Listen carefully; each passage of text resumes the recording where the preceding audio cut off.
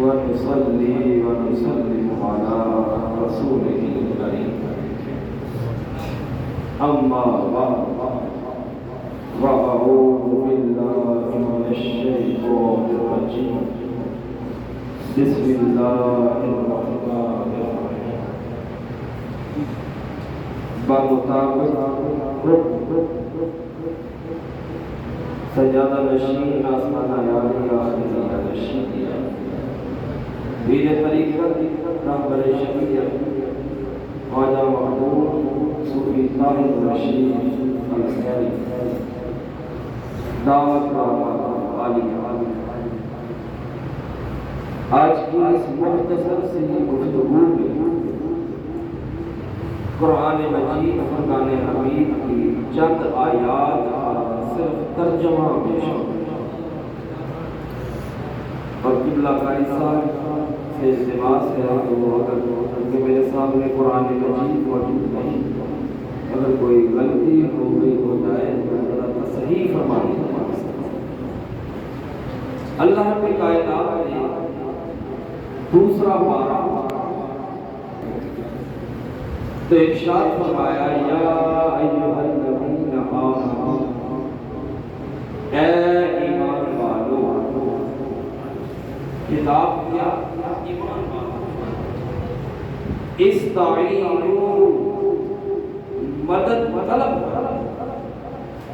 مدد مانگو بالصبر والصلاۃ صبر سے اور نماز سے۔ کہ جب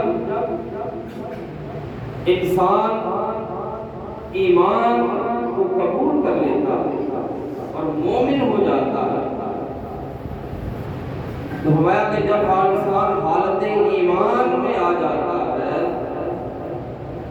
تو اس پر جب کوئی مصیبت تکلیف پریشانی دکھ علم اس پر وارد ہوتا ہے اس کو پہنچتا ہے تو آہو پکار کرنے کی بجائے رونے دھونے کی بجائے اور غیروں کے آگے اپنا دکھ درد بیان کرنے کی بجائے کیا کرے کہ استعانت طلب کرے، مدد مانگے کس سے؟ بالصبر۔ پہلی چیز جس سے مدد مانگی گئی ارشاد ہوا کہ وہ صبر ہے۔ اب صبر کی تعریف صرف ایک معانی ہے کہ صبر کا جو لغوی معنی ہے اس کا معنی ہے جڑ جانا۔ صبر کا معنی کیا ہے؟ جڑ جانا۔ اس طرح قرآن مجید نے ارشاد فرمایا وَاصْبِرْ نَفْسَكَ، کہ اپنے جان کو ان لوگوں کے ساتھ جوڑ لو جو صبح و شام اللہ کی بیان کرتے ہیں۔ پہلی چیز مدد مانگنی ہے کس سے؟ اور صبر کیا ہے؟ اس سے جڑ جانا، اس سے جڑ جانا کہ جب دکھ تکلیف پریشانی مسائل آلام کے گھیرا ڈالے تو اس سے جڑ جا، تو اس سے جڑ جا، اس کی طرف راغب ہو، اس کی طرف اپنا دھیان کر، اور دھیان کیا کر کہ مالک سکھ بھی تو تو نے دیا تھا، سکھ بھی تو تو نے دیا تھا، اب دکھ بھی تیری ہی طرف سے آیا ہے، اے مالک میں اس دکھ پر تیرا شکر ادا کرتا ہوں، میرا دھیان سکھ میں بھی تجھ سے نہ ہٹا، اب دکھ میں بھی تجھ سے نہیں ہٹا، کیونکہ سکھ اور دکھ دینے والا تو ہی، اب کھلانے والا بھی تو ہے اور بھوک دینے والا بھی تو ہی۔ کسی نے پوچھا حضرت کہ یاد تصوف کی محفل ہے کہ تصوف کی تعریف کیا ہے؟ فرمایا ہمارے ہاں ہمارے علاقے میں تصوف اس کو کہتے ہیں کہ مل جائے تو کھا لیتے ہیں، نہ ملے تو مل جائے تو شکر کرتے ہیں، نہ ملے تو کہتا ہمارے ہاں تو یہ حال کتوں کا، ہمارے دیش کے کتے بھی یہی کرتے ہیں، روٹی ڈال دے تو کھا لیتے ہیں، نہ ڈالے تو ہاتھ جوڑ کے بیٹھے۔ اچھا آپ کے ہاں تصوف اور فقیری کیا کیا عالم ہے؟ ہمارے ہاں یہ حال ہے، نہ ملے تو شکر کرتے ہیں، نہ ملے تو شکر کرتے ہیں، مل جائے تو بانٹ دیتے ہیں، مل جائے تو جا کر یہ صبر کی آپ کو تھوڑی سی کیفیت بتائی، اور دوسری چیز فرمایا والصلاۃ، اور نماز میں جھک جانا۔ دو چیزیں ذکر کی، ایک صبر اور ایک الصلاۃ۔ صبر بھی اس کا، نماز بھی اس کی، لیکن آگے کیا فرمایا؟ ان اللہ مع الصابرین۔ دو چیزیں ذکر کر کے کہا پھر اللہ بے شک صبر کرنے والوں کے ساتھ،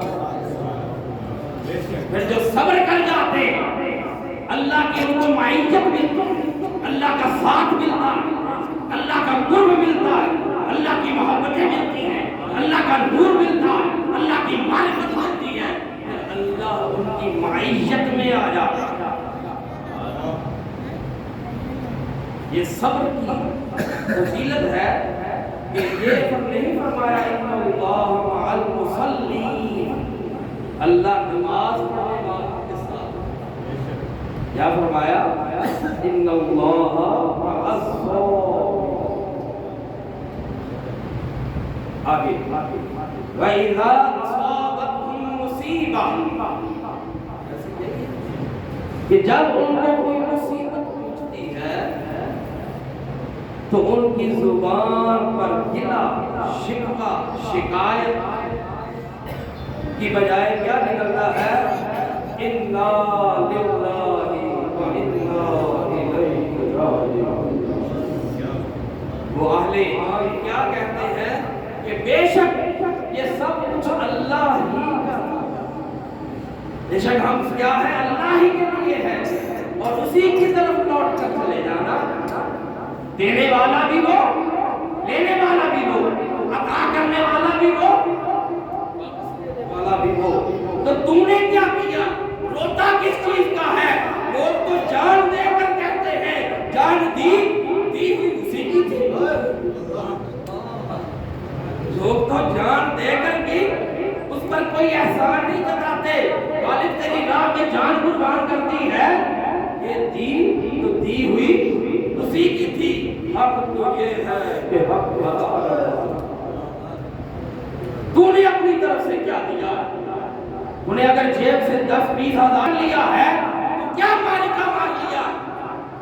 یہ مال بھی تو دیا، اسی کی چیز اسی کو، کوئی احسان نہیں، صدقے جاؤ اس کے،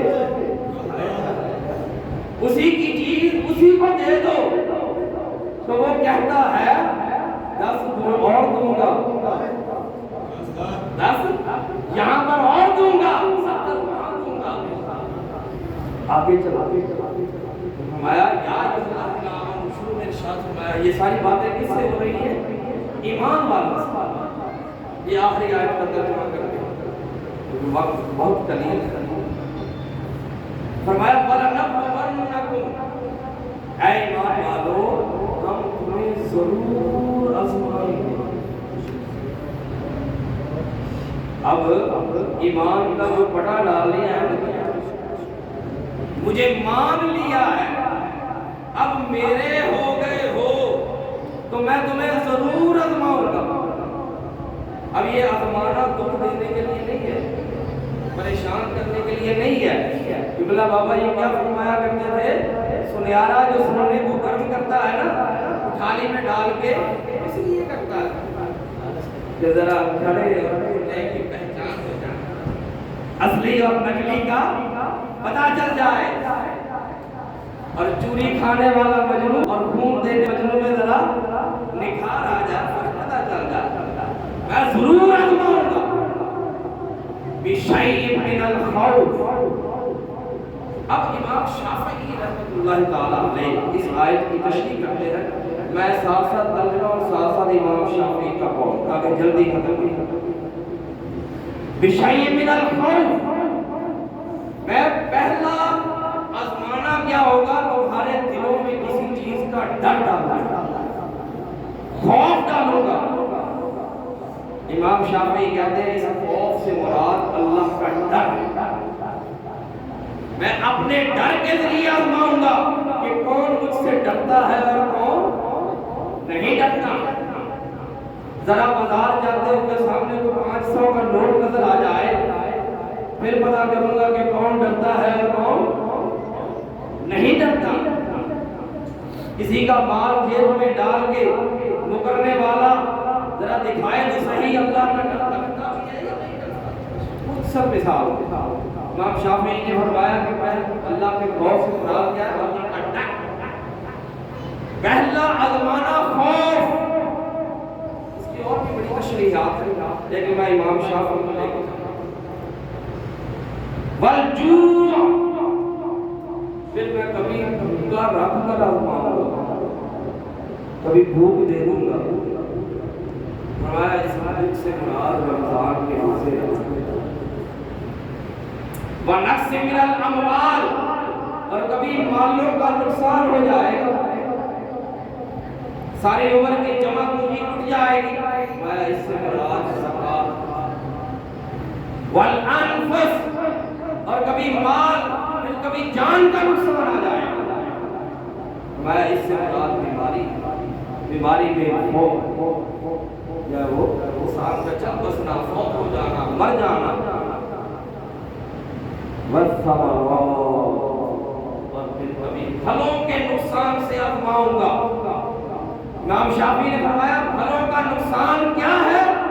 کسی مومن کی اولاد کا مر جانا، کسی مومن کی اولاد کا مر جانا، کیونکہ اولاد انسان کے دل کا پھل ہوتا ہے۔ حدیث پاک میں آقا علیہ السلام نے فرمایا کہ جب فرشتے کسی بچے کی روح قبض کرتے ہیں اور روح قبض کر کے اللہ کے ہاں حاضر ہوتے ہیں تو اللہ پوچھتا ہے اے فرشتوں کیا تم نے میرے بندے کے بچے کی روح قبض کر لی ہے؟ ہدایت کرتے ہیں ہاں اللہ پاک تیرے بندہ مومن کے بچے کی روح قبض کر لی ہے۔ اللہ فرمائے گا فرشتوں تم نے اس کے دل کا پھل لیا، تم نے اس کے دل کا پھل لے لیا۔ وہ کہے گی جی اللہ پاک اس کے دل کا پھل لے لیا۔ اللہ پوچھے گا فرشتوں بتاؤ کہ جب تم نے اس کے بچے کی روح قبض کی تھی تو اس وقت میرا بندہ کیا کہہ رہا تھا، اس کی زبان پر کیا الفاظ تھے؟ تو فرشتے عرض کریں گے یا اللہ جب ہم نے اس کے بچے کی روح قبض کی تو اس نے آسمان کی طرف وہ اٹھا کے کہا انا للہ و انا الیہ، اس نے تیری حمد کی، تیری تعریف کی اور شاکر اور شاکر رہا۔ اللہ فرمائے گا فرشتوں جنت کے اندر ایک محل تعمیر کرو، ایک مکان بناؤ میرے اس بندہ مومن کے لیے، اور اس مکان پر لکھواؤ بیت الحمد۔ اس مکان پر کیا لکھواؤ؟ بیت الحمد۔ یہ تعریف کرنے والے کا گھر ہے کہ جس کے دل کا پھل فرشتے لے کے جا رہے تھے، اس کی روح قبض ہو رہی تھی، وفات ہو گئی، اس نے کوئی رویا دھویا نہیں،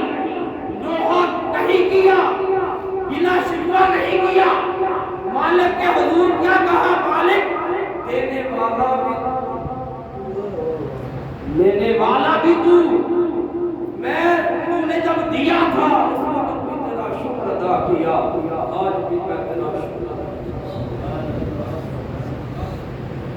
دوستان محترم، اللہ رب کائنات جب کسی بندہ مومن کو آزماتا ہے تو اس کے مقام اور مرتبے اور درجے کو بلند فرما دیتا ہے۔ قبلہ بابا جی سرکار تشریف فرما ہے، ان کا بھی بچہ مبین، تو یہ ان کے دل کا بات تھا۔ حاجی صاحب بیٹھے ہیں، ڈاکٹر صاحب